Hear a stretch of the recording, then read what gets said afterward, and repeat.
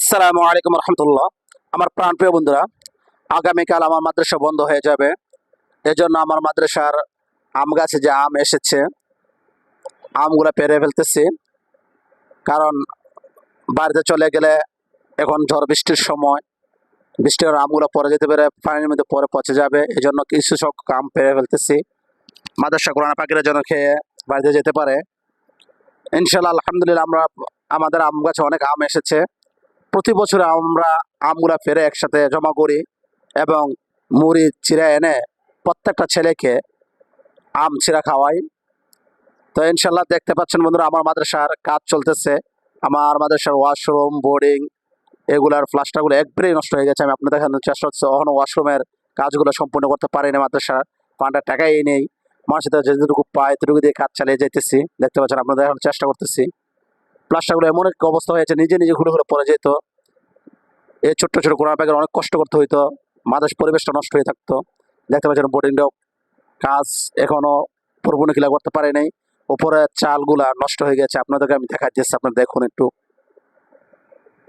দেখতে পাচ্ছেন বন্ধুরা, আমি দেখানোর চেষ্টা করছি। উপরটা দেখুন, আমি দেখাইতেছি। দেখেন চালগুলো কি অবস্থা।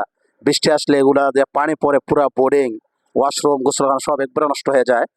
এই যে জায়গাটা, এখানে একটা গোসলখানা ছিল, এটা ভেঙে ফেলেছি। এখানে অজুখানা করবো, বৃষ্টি বাদলের দিনে বাইরে অজু করতে ছোট ছোট কোরআন পাখিদের কষ্ট হয়, ভিজে যায়।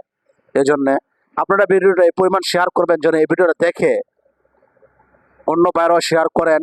এটার মাধ্যমে যেন মাদ্রাসা একটা উপকার হয়, এই জন্য বেশি শেয়ার করবেন। কোরআন পাখিরা অনেক আনন্দিত, কারণ আগামীকাল মাদ্রাসা বন্ধ হয়ে যাবে। কুরবানি ঈদ করো বাড়িতে গিয়ে। দেখতে পাচ্ছেন আলহামদুলিল্লাহ আমার মাদ্রাসা আমগুলো অনেক সুন্দর, সূর্যমুখী আম। তো তারা অন্য সময় এমনি নিজেরা পেরে পেরে খায়, আমরা তেমন একটা বাধা দিই না, কারণ তারা ছোট মানুষ, বাড়িতে দেখলে খাইতো। তো যে কারণে বাধা দেয় না, তারাই তো খাবে, খাবে কে? আমরা তো চাইলে টাকা দেখি না খাইতে পারবো, তারা পাইবো কই? তো আমরা বাধা দেন, তারা যখন দেখে যে এটা পাকে, তারাই নিজেরা গাছতে পারে ফেলে, এতটুকু ভয়ে পায়, গাছ দিনে পরে যায়। কারণ এটা দুর্ঘটনা, সারা জীবনের কান্না। দেখতে পাচ্ছেন বন্ধুরা, আমগুলা অনেক, এগুলো যখন পাকে অনেক সুন্দর এবং মিষ্টিও আলহামদুলিল্লাহ। দেখতে পাচ্ছেন, আমি দেখানোর চেষ্টা করতেছি। তো ইনশাল্লাহ সবাই আমার মাদ্রাসার ছোট্ট ছোট কোরআন পাখিদের জন্য দোয়া করবেন। আল্লাহ তাআলা যেন তাদেরকে যোগ চেষ্টা আলমদিন খাদেমুদ্দিন হিসেবে কবুল করে। দেখতে পাচ্ছেন সব ছাত্ররা আসে না, গরু বাজার চলতেছে এদিকে ওইদিকে।